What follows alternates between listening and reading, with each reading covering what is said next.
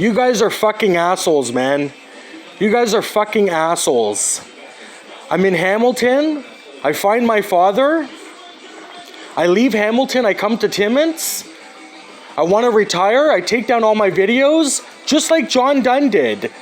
Okay? John Dunn was the executive director of the Foster Care Council of Canada. Okay? And he's a former foster child. And just like him and just like me, we're both on ODSP.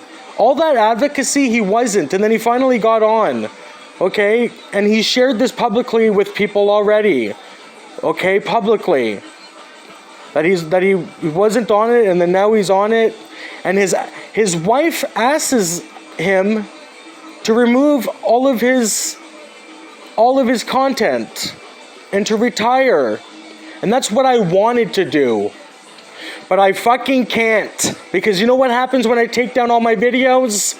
Someone has to create an account, start impersonating me. And the idea was this: you're back in your hometown. This was the idea. You're back in your hometown.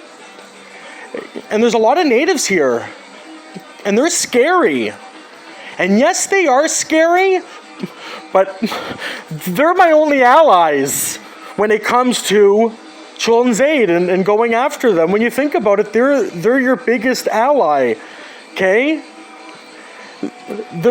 They are. There was a man, and he was a father, and he was part of this movement. And he was white, and he would tell anyone who argued with him, children's aid's corrupt. Do you want proof?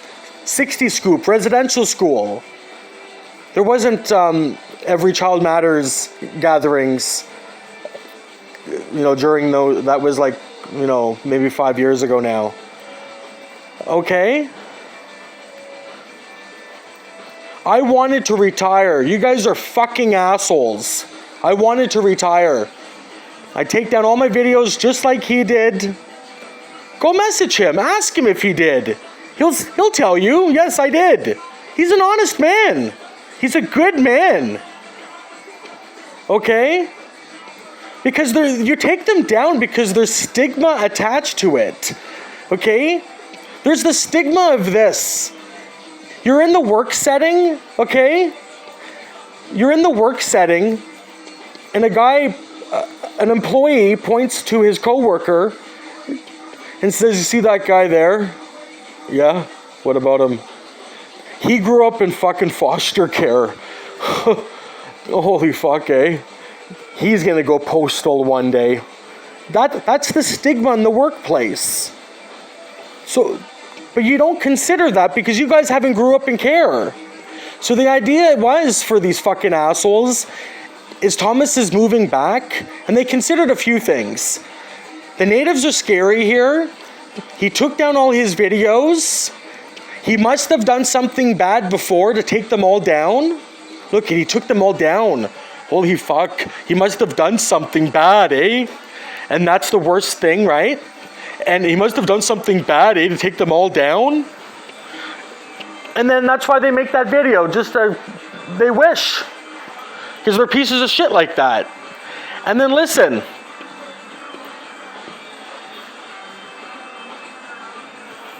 So this is what they do. He took down all his videos. He must have done something bad, eh? So they make that video. And then they start impersonating me. And they start talking bad about the natives. Can you stay here for a minute, please? Yeah. Then they say this. They start impersonating me. They looked at it like this. His videos are down. He probably did something bad. Let's make a video exposing what he did. Okay? And they're just fucking assuming. Just like they assumed. So there's two things. We're going to create that because he probably did. Why would he take down his videos? And then the other component, there's no videos of him. Let's write like we're him. But you won't know that we're impersonating him. You'll just see my videos. Like, you know what I mean? And you'll have people believe that I'm writing that. And I'm bashing the natives because I'm saying that I need a woman to roll in dough. That means you're trying to exploit women, right? For financial gain. And those were the two components. Those were the two components. Yeah. That he took those down, so he must. Hey? And then two, we're gonna write under his name and impersonate him. But it will never look like impersonating because he'll never speak out about it. Because he fucking did. He did do the bad thing. They didn't consider. He just wants to retire. Because what I really wish right now, okay guys, is I wish I didn't do the interview with CBC News. No, I've spoken to about 3 or 4 former foster children, Crown wards, been through everything that I've been through, and they were still able to age out, not let it bother them, okay, played a lot of video games, lives here right in Timmins, okay, and never had a job, played video games, experienced everything I experienced, lived in the Children's Aid, didn't let it bother him when he aged out, and it doesn't bother him today, it appears. And he never had a job, and now he's got a job for the first time. I'm not going to disclose who he is and where he works, but you know what?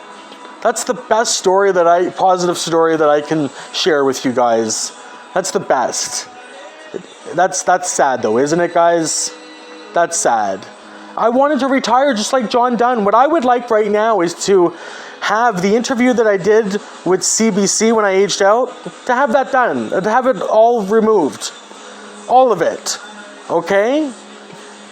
Then what I would like, the ad that I put in for Velvet Martin, have that removed too, because it says that I was in foster care. The Hamilton Spectator story, it says that I was in foster care. I want that removed too. And then the videos that are impersonating me, and the NWO account that was made not just against me, but also another man in Vancouver. You Google Donald Smith, but add the name Vancouver. And because I'm going and I'm saying I'm like a guy, and his name's Donald Smith, but you Google Donald Smith, if you don't add Vancouver at the end of it, and you just put Donald Smith, there is a child molester. And they went like this, you're comparing yourself to Donald Smith? Who cares if there's 2 Donald Smiths? We can get away with this. And you know what their whole fucking idea was too? Is we can do this to you, and we know how you'll react. You'll react the same way that Donald Smith in Vancouver reacted. And how did he react? He reacted by making videos and talking about violence. Okay? And not just videos. What they wanted me to do is, they wanted me to make videos like he did, talking about threatening violence. And they wanted me to even go to where they live. Now that we know where they live, come on. Eh? They wanted me to go where they lived. And they look at it like, no, he can get in trouble, but he's not going to do too much harm to us. Like, look don't provoke a crazy person. You might actually get killed. But that's what they wanted. You know what I mean? And because they just think, no, let's get him to come here, and then he'd get in trouble and be kicked out. Not that they can get killed or hurt very badly themselves. And it's like, okay, you got me to go to jail, but you paid with that price.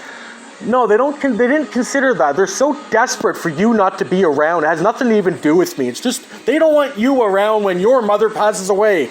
Because, hey, they share the same mother, and they don't want you to see that they're struggling later. Because it's always been competition. But going back with the Children's Aid, they thought that I would do a few things. Create the videos making threats, go to their place of where they live, their residence, threaten them, and they thought that I'd impersonate them and create an NWO account against them. And they can do that right now and